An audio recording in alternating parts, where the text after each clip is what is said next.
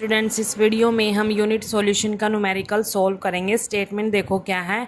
A solution containing 2.56 gram of sulphur dissolve in 100 gram of naphthalene whose melting point is 80.1 degree Celsius gave a freezing point lowering of 0.680 degree Celsius. Calculate the formula of sulfur. Kf for naphthalene equals to 6.8 Kelvin per molar. ठीक है, तो यहाँ पर हमारे पास जो 2.56 ग्राम sulphur है वो dissolve किया गया 100 ग्राम नेफ्थलीन में। तो सल्फ़र को नेफ्थलीन में डिज़ोल्व करने से क्या हुआ, जो नेफ्थलीन का फ्रीजिंग पॉइंट था वो लो हो गया। ठीक है, कम हो गया उसका फ्रीजिंग पॉइंट। और कितना कम हुआ, 0.680 डिग्री सेल्सियस कम हो गया। मतलब यहाँ पर डेल टी एफ की वैल्यू यहाँ पर गिवन है ये। ठीक है, calculate the formula of sulphur. यहाँ पर हमें कैलकुलेट क्या करना है, सल्फ़र का फॉर्मूला कैलकुलेट करना है। और के एफ की वैल्यू गिवन है यहाँ पर। और जो सोल्यूट क्या है, यहाँ पर हमारे पास सल्फ़र है और जो सोलवेंट है वो क्या है, नेफ्थलीन है। दोनों का एक्चुअल मास गिवन है, सोल्यूट का भी और सोलवेंट का भी। ठीक है, तो यहाँ पर हमें सल्फ़र का फॉर्मूला कैलकुलेट करना है। तो देखो यहाँ पर हम कंसीडर कर लेते हैं कंपोनेंट जो फर्स्ट रहेगा हमारे पास वो नेफ्थलीन है, ये क्या है, सोलवेंट है। और जो कंपोनेंट सेकंड रहेगा वो क्या है, सल्फ़र, ये क्या है, सोल्यूट। ठीक है, क्योंकि जो कंपोनेंट सेकंड क्या है, सल्फ़र है, इसीलिए इसका जो एक्चुअल मास है वो मैंने W2 से डिनोट किया है। वो कितने, 2.56 ग्राम। और जो कंपोनेंट फर्स्ट क्या है, नेफ्थलीन है, सोलवेंट है, उसका जो एक्चुअल मास है वो W1 से डिनोट किया 100 ग्राम। डेल टी एफ की वैल्यू यहाँ पर गिवन है, कितनी है, 0.680 डिग्री सेल्सियस है। इसको हम क्या करेंगे, केल्विन में कन्वर्ट कर लेंगे। ठीक है, यहाँ पर देखो केल्विन में कन्वर्ट करेंगे तो जो सेल्सियस में है ये वैल्यू वो ही केल्विन में आएगी। क्यों आएगी ये केल्विन में, इसको भी हम एक एग्जाम्पल से समझेंगे। ठीक है, देखो जैसे हमारे पास मान लो कोई प्योर सॉल्वेंट है और उसका जो फ्रीजिंग पॉइंट है मान लो वो कितना है, 4 डिग्री सेल्सियस है मान लो कोई प्योर सॉल्वेंट। अब क्या किया, उस सॉल्वेंट में सोल्यूट ऐड कर दिया तो जो सॉल्वेंट का फ्रीजिंग पॉइंट है वो क्या हो गया, कम हो गया। कितना हो गया, मान लो ये तो इनिशियल फ्रीजिंग पॉइंट था मान लो 4 डिग्री सेल्सियस उसका, और फाइनल जो हमारे पास जो फ्रीजिंग पॉइंट है सोल्यूट ऐड करने पर सॉल्वेंट में, तो वो कितना आया, 2 डिग्री सेल्सियस आ गया। ठीक है, अगर हम अब इनका डिफरेंस निकाल लेंगे, मतलब जो डेल टी एफ की वैल्यू निकाल लेंगे यहाँ पर, वो कितना आएगा, 2 डिग्री सेल्सियस आएगी। ठीक है, अब क्या करेंगे, यही जो हमारे पास दो टेम्परेचर थे, इनिशियल और फाइनल टेम्परेचर सेल्सियस में थे यहाँ पर, इन्हीं को पहले हम क्या करें, केल्विन में कन्वर्ट करें और इनका जो डेल टी एफ की वैल्यू है वो निकाल लें। देखो तब क्या होगा, डेल टी एफ, पहले इसको हम कन्वर्ट करेंगे, 4 + 273.15 ऐड करना पड़ेगा केल्विन में कन्वर्ट करने के लिए।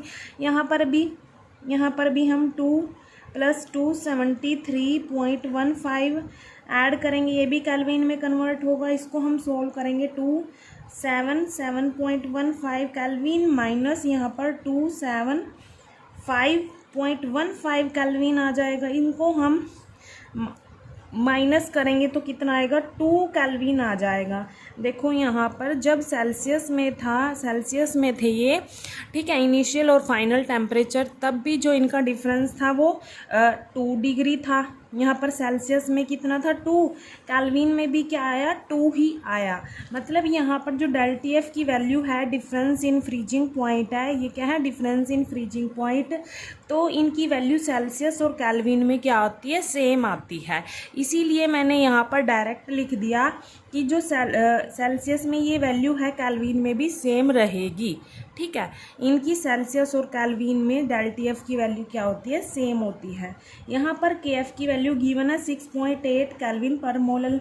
ये क्या है, स्मॉल एम को हम यहाँ पर केजी पर मोल भी लिख सकते हैं। ठीक है, अब क्या करेंगे, हम यहाँ पर फॉर्मूला लगाएंगे। कौन सा formula, del T F equals to K F multiply W2 divide by M2 multiply W1 in kg। ये वाला हम फॉर्मूला लगाएंगे यहाँ पर, जो हमने पढ़ा था डिप्रेशन इन फ्रीजिंग पॉइंट में पढ़ा था, ठीक है। तो यहाँ पर हमारे पास के एफ की वैल्यू भी गिवन है, W2 की भी, W1 की और डेल्टा एफ की वैल्यू गिवन है। यहाँ से हम क्या करेंगे, M2 निकाल लेंगे, मोलर मास निकाल लेंगे। M2 क्या है यहाँ पर, मोलर मास है ये सोल्यूट का। कंपोनेंट 2 क्या है, सल्फर, जो कि सोल्यूट है, इसीलिए M2 से डिनोट कर दिया इसका मोलर मास। तो हम इन डाटा को यूज़ करके पहले हम क्या करेंगे, इस फॉर्मूले से M2 की वैल्यू निकाल लेंगे, ठीक है। आगे फिर इस M2 को यूज़ करके हम सल्फ़र का फॉर्मूला निकाल सकते हैं। तो देखो यहाँ पर सारी वैल्यूज़ पुट कर देंगे। डेल्टा एफ क्या होता है, 0.680 kelvin equals to K F कितना होता है, 6.8 केल्विन kg पर मोल, मल्टीप्लाई W2 क्या होता है, 2.56 gram, divide M2 as it is रहेगा यहाँ पर, मल्टीप्लाई W1 क्या है यहाँ पर, इन kg में है फॉर्मूले में, तो यहाँ पर क्वेश्चन में क्या ग्राम में है, तो इसको हम 1000 से डिवाइड करेंगे तो ये kg में कन्वर्ट हो जाएगा। कितना आएगा, 0.100 kg आ जाएगा ये, ठीक है। इसको वैल्यू को पुट कर देते हैं यहाँ पर। अब देखो जो यूनिट कैंसिल होती है उसको कैंसिल कर लेते हैं, kg से kg कैंसिल होगा, केल्विन से केल्विन कैंसिल हो गया यहाँ पर। अब क्या करेंगे, इन दोनों को पहले मल्टीप्लाई कर लेते हैं। 0.680 इक्वल्स टू, इस दोनों को मल्टीप्लाई करेंगे तो क्या आएगा, 17.408, ये यूनिट रहेगी थी ग्राम पर मोल, ग्राम पर मोल डिवाइड में क्या चल रहा है, M2 मल्टीप्लाई 0.100 ये चल रहा है डिवाइड में, ठीक है। अब देखो यहाँ पर इनको क्या करेंगे हम, सोल्व M2 की वैल्यू निकालने के लिए क्या करेंगे, क्रॉस मल्टीप्लाई कर देंगे। यहाँ पर क्रॉस मल्टीप्लाई करेंगे तो ये जो टर्म है इससे नीचे वाली टर्म से मल्टीप्लाई हो जाएगी, 0.680 मल्टीप्लाई 0.100 मल्टीप्लाई M2 इक्वल किसके आएगा, 17.408 ग्राम पर मोल। पहले क्या करेंगे, अब देखो यहाँ पर ये सब करने के बाद इन दोनों को मल्टीप्लाई कर लेंगे। इन दोनों को मल्टीप्लाई करेंगे तो हमारे पास क्या आएगा, या फिर हम ये भी कर सकते हैं, जो ये M2 है ये हमने निकालना है, पहले इसको यहाँ पर लिख लिया।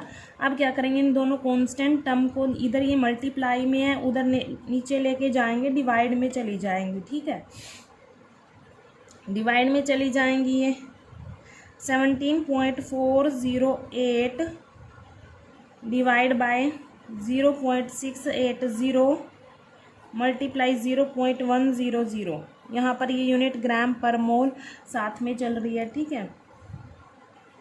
या फिर आप ऐसे भी कर सकते थे, ये सीधा ये जो ये थी ना टर्म, इसको इधर लेके जा सकते थे डिवाइड में, और जो M2 है इसको इधर, वही बात होगी क्रॉस मल्टीप्लाई, ठीक है। अब देखो यहाँ पर इनको सोल्व कर लेते हैं।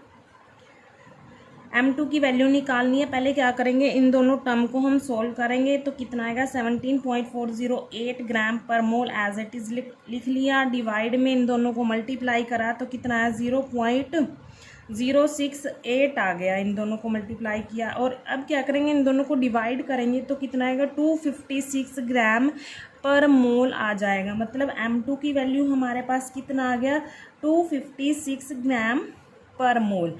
M2 क्या था, मोलर मास था, किसका, सोल्यूट का। सोल्यूट कौन है, सल्फर, ठीक है। तो ये हमारे पास क्या आ गया, मोलर मास आ गया सोल्यूट का, मतलब सल्फर का मोलर मास आ गया कितना, 256 ग्राम पर मोल। अब इसी मोलर मास को हम आगे यूज़ करके फॉर्मूला निकाल लेंगे सल्फर का, ठीक है। देखो अब देखो क्या करेंगे, हम यहाँ पर लेट कर लेंगे इसका जो मॉलिक्यूलर फॉर्मूला है सल्फर का, वो क्या है, देखो यहाँ पर कंसीडर कर लेंगे, let the molecular formula of sulphur is S. Sulphur को हम एस से डिनोट करेंगे, ये इसका सिंबल है, और इसका फॉर्मूला क्या होगा, SX। ये इसका फॉर्मूला हमने कंसीडर कर लिया, लेट कर लिया, ठीक है। अब देखो जो एटॉमिक मास होता है, एटॉमिक मास ऑफ सल्फर क्या होता है, एटॉमिक मास ऑफ सल्फर कितना होता है, 32 होता है, ये हमें पता है। ठीक है, अगर हम इस फॉर्मूले को कंसीडर करके अब इसका मोलर मास निकालें तो कैसे निकलेगा, इन दोनों को कंसीडर करके अब इसका मोलर मास निकालें, molar mass of S x, मतलब इस फॉर्मूला जो हमने ये कंसीडर किया था ना, इसको यूज़ करके इसका जो मोलर मास आएगा वो क्या आएगा, देखो यहाँ पर जो सल्फ़र है उसका एटॉमिक मास कितना होता है, 32 होता है। और कितने सल्फ़र हैं, एक्स सल्फ़र लेट कर रखे हमने। ठीक है, मल्टीप्लाई कर देंगे एक्स।